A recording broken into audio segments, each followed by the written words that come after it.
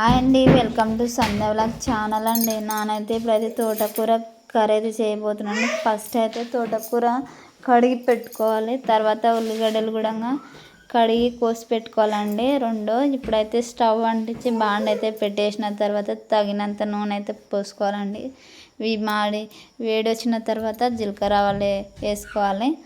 తర్వాత జీలకర్ర ఆవాలు వేగిన తర్వాత ఉల్లిపాయలు కోసి పెట్టుకున్నాం కదండి, అవి అయితే ఉల్లిగడ్డలు అయితే వేసుకోవాలి. అవి బాగా వేగనియాలండి. ఎర్రగా వచ్చేంత వరకు వేగనిచ్చిన తర్వాత మనం కోసి పెట్టిన తోటకూర ఉంది కదండి, అది కడిగి పక్కకు అయితే పెట్టేసుకోవాలి.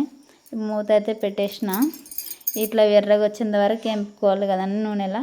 ఇప్పుడైతే తోటకూర అయితే వేసేసిన. తోటకూర వేసుకున్నాం కదండి, మూత అయితే పెట్టేసిన తర్వాత ఇప్పుడైతే అల్లం అయితే వేసుకోవాలి తగినంత. తర్వాత పసుపు కూడా వేసుకొని కలిపేసుకున్నాలండి. బాగా నూనెలా అయితే చేస్తున్నాను నేను, నీళ్ళు పోయకుండా. ఇప్పుడైతే ధనియాల పొడి వేసుకొని బాగా కలుపుకోవాలండి. నూనెలో వేస్తున్నాను నేను. తర్వాత తగినంత కారం కూడా వేసుకొని కలుపుకోవాలండి. తర్వాత ఉప్పు కూడా వేసుకొని కలిపేసుకోవాలి.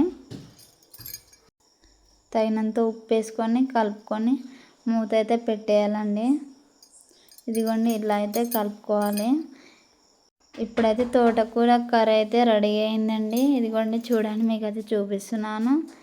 ఈ వీడియో మీకు నచ్చినట్లయితే లైక్ చేయండి, షేర్ చేయండి, సబ్స్క్రైబ్ చేసుకోండి. రేపటి వీడియోతో మేము ముందు ఉంటానండి. ఇంకా మంచి మంచి వీడియోలు అయితే తీస్తామండి. అంతవరకు బాయ్.